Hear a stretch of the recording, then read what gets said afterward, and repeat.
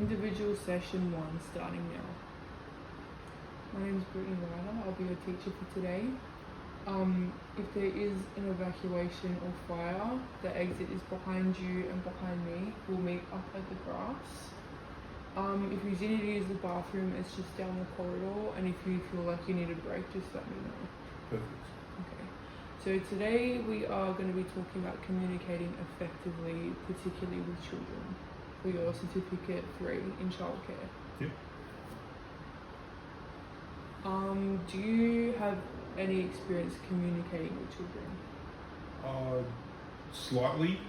In your prac? In my prac, yep, I have. Mm-hmm. Yes. And how did you communicate with them? Did you get down on their level? Did you make eye contact? Mainly, yes. Would be getting on their level, making them feel comfortable enough to talk to me. Mm-hmm. As you said, maintaining eye contact is a big way for them to effectively communicate back to me as well. Mm-hmm. Okay. So today we're going to be going through how do we communicate effectively with children, what it looks like, and what ineffective communication would look like too, so you know the difference between both. Okay. Okay. Yep. So first, as we said before, getting down on their level and consistent eye contact. Yep. Giving the child your full attention while you're communicating, so not doing things while they're talking to you, like around the room and stuff. Don't be cleaning. No. As talking. No. Okay. If they want to talk to you, you get down on their level and give them your full attention. Because they could be telling you something important, like if something bad's happening at home, or they just want to talk to you in general, like building that relationship with them. Yep. Okay. Listening to them and responding to them in a sensitive manner, like not, I guess, passing off what they say as being not important, like giving them your full attention and responding like you care. Yep. Focusing on their body language. So if they look scared or sad, kind of asking them why to get to the bottom of why they're scared or sad, and ensuring your body language displays interest too. So making sure you're, as we said, giving them your full attention, not trying to get away from the conversation to do other things. So trying to be involved in the conversation, yes. make it look as though, okay. Also with focusing on their body language, is that mainly just whether or not they look happy, sad, how they might be playing with other kids in the playground and everything like that as well? Yeah. Okay, awesome. And what does ineffective communication look like? So based on what we just said, what would you think ineffective communication would be? Well, I guess off the notes that we'll just talk about, then you'd have to say not being on their level, continuing to do maybe other activities while the child's trying to talk to you. That probably doesn't really help the situation. I guess not giving yourself fully to what they're saying, not paying attention or kind of taking in what their body is telling us as well, body language wise and everything as well. I guess doing that would be very much ineffective communication. Yes, that's exactly right. So towering above the child and not giving eye contact. Yep. Completing other tasks while the child is trying to have a conversation. Yep. Facing away while they're trying to communicate, or looking bored and uninterested. So that would be ineffective communication. Yep. Okay. So next we'll talk about open-ended questions. Do you know what that is at all, or no? Roughly. Yeah. I guess open-ended would be not leading them in a certain direction. Is that right? Yeah. So an open-ended question, as a definition, is a question that cannot be answered with a simple yes or no response. Yep. It requires the respondent to provide a detailed explanation or answer in their own words instead of choosing from a set of predetermined options. Okay. So an example of an open-ended question would be, what is the most interesting part of your day? Because then they can elaborate on that. It's Yep. not saying was your day good or bad. That's closed. Okay, so that. So they can only say good or bad. Okay, so Open-ended is is giving them the the option. ability to answer how that's they right. feel. Yeah. Right. Okay. How did you do that? Mm-hmm. So they can explain how they did it and how are you feeling, not are you feeling happy or sad. Yep. So they can elaborate. They might be feeling embarrassed, Yep. or so they can describe that to you. Of course. With the how did you do that? Mm. Would it be the same as why did you do that, or is that a closed question? They're both open. Both open. Because closed-ended would be giving them like, why did you do that? Was it because? And that's the Right. options. Okay. So how did you do that is open. Yep. Because they can elaborate and they can choose to tell you why as well Yep. in that answer. Okay. Awesome. Closed-ended question as a definition is a question that requires the respondent to choose from a set of predefined answers or options. Yep. Typically providing a limited number of choices like yes, no, multiple choice selections, or a rating scale, rather than allowing them to give a detailed response in their own words. So, for an example, would Mhm. that be on a scale of 1 to 10? Yeah. How was your day? Yeah, Or what would did you enjoy today? Yes or no? yeah, that would be Did closed. you have a great day? Yes or no? Yeah. Those are closed-ended questions. That's right. Okay. So examples would be, do you like red or green? Yeah. Like they might like purple. Yep. So they can't tell you if they like purple. They have to just choose if they like red Red or or green, green. more. Yep. Was your day good or bad? Do you want to go to the beach or the pool? They might want to go to the park, but they'd have to then pick between the beach and the pool. Because we're giving them those Those two options. options, they That's have to choose. Yeah. Okay. Why are open-ended questions important? Asking open-ended questions is an interactive method that not only helps children discover more meaning from their experiences, but also enhances their emotional well-being. It also allows the child to give more detail in conversations. Yep. They enhance their language development from a young age, and it promotes creativity when engaging in the experience. Okay. Awesome. Open-ended questions, would they be great in a group setting? They would be. Would be? Because Okay. other conversations can come off that too from other kids if they also experience that Yep. or want to elaborate from their own perspective. Yep. Okay. What happens if I accidentally, during a day, give a closed question to a It's student? not necessarily bad, Yep. but just it's better to have Open-ended open-ended questions because they can rather- elaborate in their own way. Okay. So first, just to see if you Yep. know or remember what open-ended questions are, next to these is the option to put open or closed. So Okay. Down here. down there. So Okay. what do you think of school? Is that open or closed? Say be closed. No, that would be open. That would be open. Because you're allowing them to tell you what they thought of school. You're not saying is school good or bad. So if the question was school good or bad? That would be closed. That is a closed That's question. right. So that would be Okay, open. So that would be open.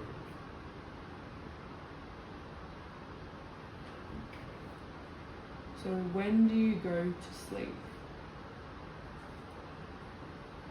That would be closed. That's kind of both. That's open and closed. So the conversation can't extend from it. Yep. But when do you go to sleep is more open because it's not saying do you go to sleep in the day or the night. Okay. It's so just put open, Open. but it is kind of closed. It can be. It can be open. Interpreted, Okay. yeah. How would you describe pizza? Open. Open, good job. Because we're giving them the opportunity Yeah. to describe it to Then you're not us. saying is pizza good or Good bad. bad. You're Yes. just letting them. Was the pizza yum or not yum? Yeah, that's right. Okay. Awesome. Who is your teacher? Open. Yeah, open. Because again, you're not asking them. You're not asking them, do they like their teacher? Yeah. Awesome. Do you like the color green? Closed. That's closed. Closed.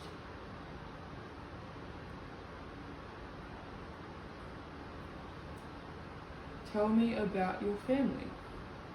Open. Open.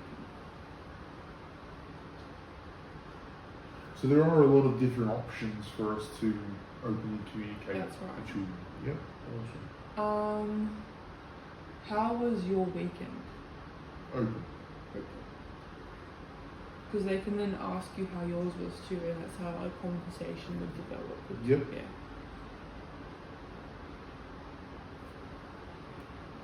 What do you like to do for fun? Open. Open.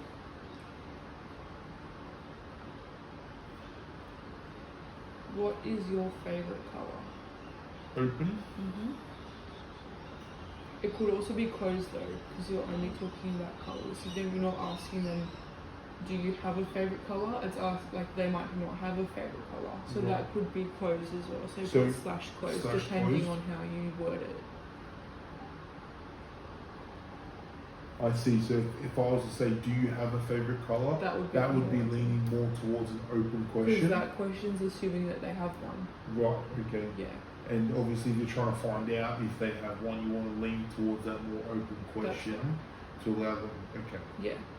And then the last one, where did you last vacation? Would that be both as well? That would also be both. Open, Because closed? you would usually start with, have you been on holiday lately? Yeah. Yeah. And then if you say, where did you last vacation? Obviously, you're opening the conversation, Yeah, but but obviously it's very they've only leaning. been to one area, maybe, Yeah. or something. Okay. So that would be open. That would be slash open closed. slash closed.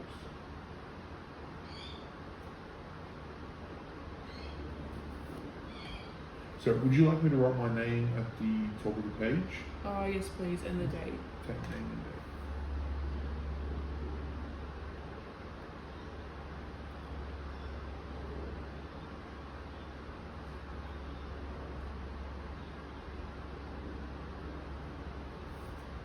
So as you know, the name of this unit is called Identifying and Reporting Young People at Risk. This is just one course within that unit. Yep. How do you think open-ended questions would be helpful if you think a child or young person is at risk? Why do you think that's important? Well, I think it's definitely important because it allows the child to freely talk Yeah, and not be guided that's right. in a certain direction. Mm-hmm. It allows the child to become comfortable with us and talking to us, Yeah. so that they can, obviously, if something is going on, they can openly talk about it, and we're not leading them down a certain path with whether or not did your mum and dad do this or did something happen to you. It's more is what has happened to you. Yeah, has anything happened Has at anything all? happened at all? How are you feeling? Mhm. We can lead to those more open questions. That's right. So that allows like I said, the child can come to us and talk to us and Mhm. be able to feel open enough to do that. That's right. Because at the end of the day, children want you to be happy. Like they're trying to impress you. Yep. So if they think that you'll be happy with them answering yes, like if you would ask them, does mummy keep you at home? They would if they think you'd be happy with the With answer the answer, yes, they might. they would Okay. say yes. And Yep. then if you ask, does mummy keep you with a, say, hairbrush? They would say yes, because Yep. they think that's the answer you want to hear. Right. Where in reality, the bruise on their side might be from them falling over. But Yep. they think if they say yes to the question you've asked, They're doing the right they're thing. doing the right thing and you're going to be Yes. happy with the answer. Okay. Whereas if you were to ask, how did you hurt yourself? Why is there a bruise? And then they could then elaborate, saying, oh, I fell over, Yes. or they could say, mummy hit me, Yep. with whatever. Yep. But that might not have been what happened. You want to ask an open-ended question because that can then lead. We're not leading them down That's a track. right. They're taking themselves That would down take that road. you Okay. down that track. Awesome. So with that, this is your other worksheet for the unit. Yep. Closed-ended questions. Answer with your yes or no. Answer with yes or no, one-word answer. What is the advantages of that? of a closed-ended question. There Yeah. are advantages. I'll explain them to you. Yep. And what would disadvantages be? So we already know the disadvantages It'd would be leading them down a certain yeah, path. not having. We'll write that first. Leading them down a certain path.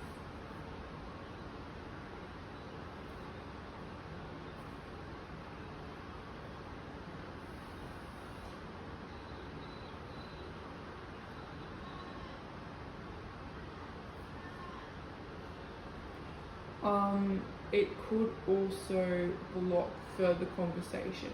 Okay. Like, say, yes, Mum did hit me with the hairbrush, Mhm.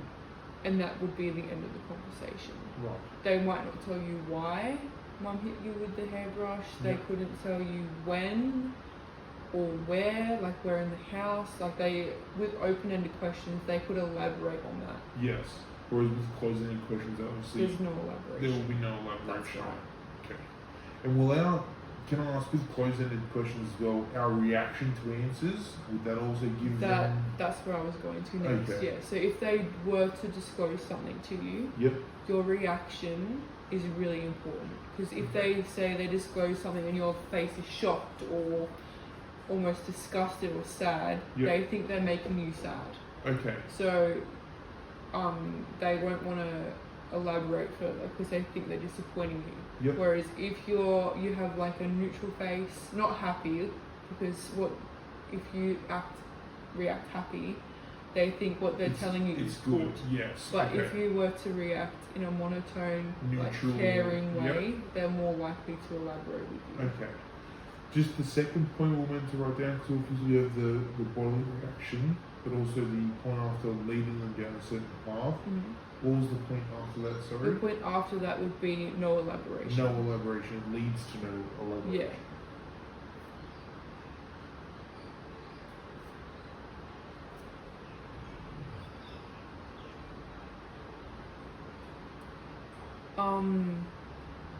Can you think of any other disadvantages? It leads to no elaboration, leading them down a certain path, as well as the body language can also be a negative disadvantage. It could Or be. closed. Mhm.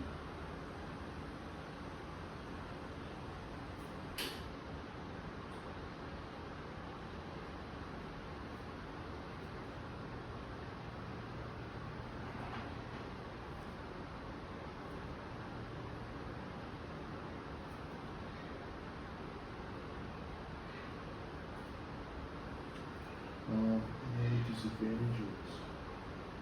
That's all we can think of. That's okay too, because those are really good answers. So far. Okay, awesome. So advantages, closed-ended questions do get right to the point. Yep. So that's one. They are direct and they get to the point where you want them to go.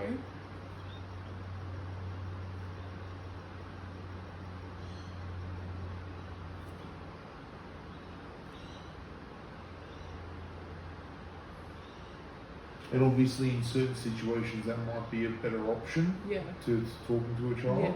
We'll be getting straight to the point rather than trying to. Obviously, if we know something's going on and we need to get to that point quite fast, we can obviously use closed-ended questions to help us get there. Say you see another child hurt another child Yeah. in the playground, you would ask them, like, why did you do You'd ask them that? directly. Like, Okay. And do you think that was a good or bad decision? Because obviously there's no other answer to that. Yeah. So that's another advantage. It gets to the point. Like Yep. if a child was hurt, it gets to the point really quickly. Yep. Because sometimes you don't necessarily need an open-ended question. Like if you see a child hurt someone else, Mm-hmm. a good way to show them that it was the wrong thing to do is to take them to the child they hurt and ask them to apologize, as well as ask them questions like, do you think that was a good or bad choice? Do they look happy or sad? That's an advantage. It gets right to the point. And that's really the only advantages to closed-ended questions. That sometimes the open-ended questions aren't needed in Aren't certain needed, that's situations, right. and they also help us get right to the point Exactly. within certain situations. Yes. I.e., if a child does hurt another child. Yeah. That's right.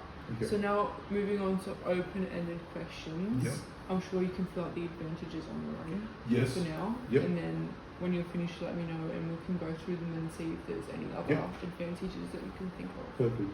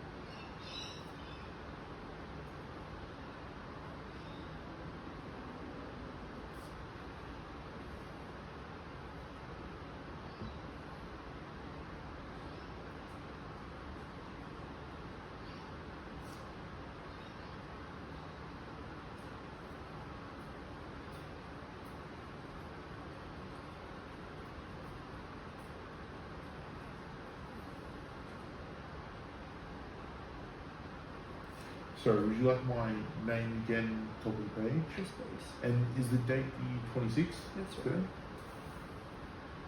Thank you very much.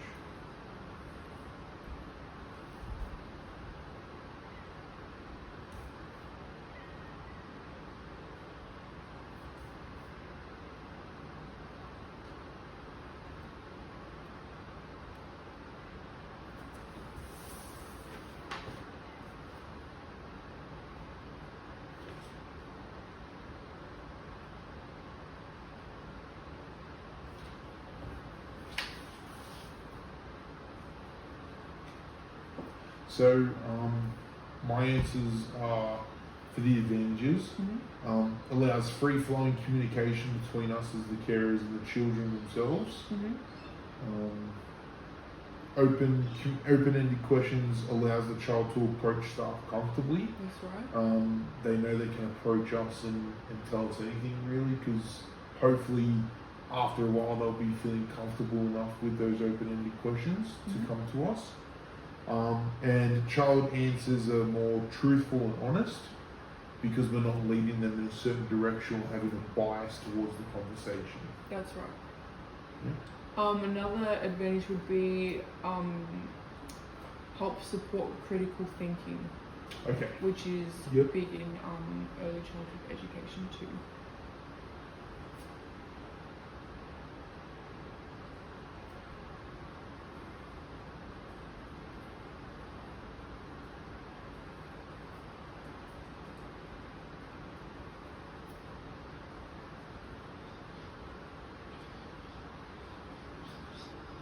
So with disadvantages, sometimes it can encourage children to almost lie or make up stories, Okay. like along the way to make the story more, say, interesting. Okay. But so that is a disadvantage. But in saying that, that is also helping critical thinking skills. So it's a bit of both. When a child does tell, I guess, a lie or make up stories during a conversation, you can sometimes tell Yep. because it is very elaborate. Okay. But that is definitely a disadvantage, them not being truthful, Yep. because you're asking lots of questions they can make up. So open-ended questions can also be, they can be honest and provide truthful answers. That's right. With But they some can children, however, others might lead down that road of. Yeah, some children lying. you need to be more direct with, Yep. but there is a way to do that with open-ended questions. You just have to be careful of the questions you ask. So Okay. another disadvantage would be being careful of questions asked or paths that questions might lead to. What was that? Sorry. So it would be being more careful with the questions With you do questions. ask, because they could lead to, I guess, dishonest paths. some children need more direct questions.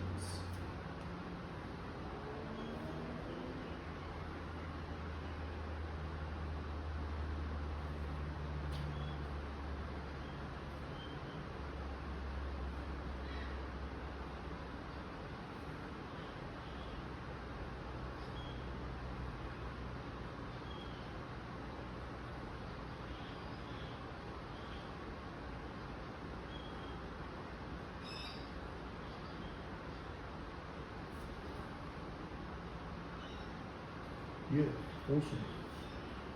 Can you think of anything else? No. No?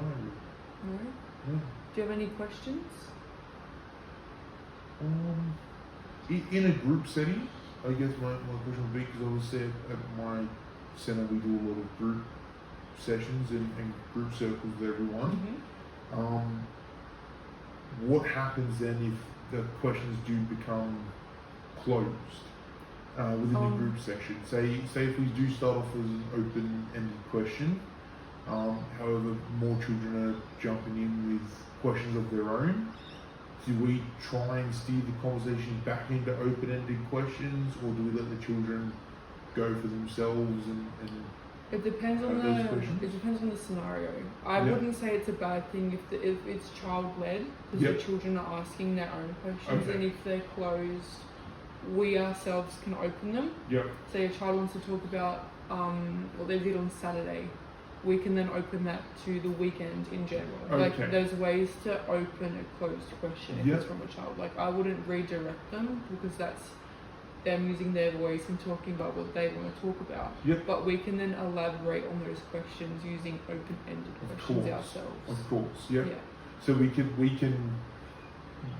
obviously, once those questions are asked to each child or to the children, we can then obviously, like you said, open it up to the group using the open-ended questions. Exactly. And then also we can also then hone in on certain questions and answers that might be a bit, I guess, in some ways worrisome or need further details. That's right. We can then use open-ended and closed-ended questions to hone in. That's right. And in our next session, we will talk about what happens if we are in a group setting and a child does say something concerning. We're going to talk about what we do in that scenario and where we would need to report using the information we have learned today.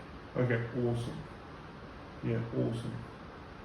Now, my only question is, my last question, I guess we'd say, is this something that I should personally try and keep up on? Because obviously, having questions and asking questions can be a bit tricky. Is it good to just try and practice up on that, or think of other questions? I would say it is good to practice, but once you've been in the industry for long enough, like you've only been doing this for 6 months, once you have been in the industry more, it comes naturally. Like you don't have to think to yourself, oh, is this open, is it closed?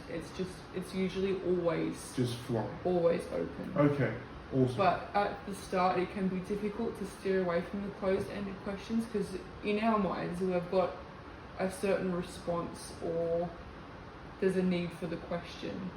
But in the child's eyes, I guess, they don't feel like they can elaborate on that question if it is closed. So instead of asking, I guess, did you have a good day? You could ask, how was your day? How was your day? Okay. So it just comes more naturally with more experience. But I will say that is one thing personally for me that I have struggled with, is having open-ended questions or closed-ended questions, and the difference between them, and being here today actually has helped a lot with that, understand the two differences.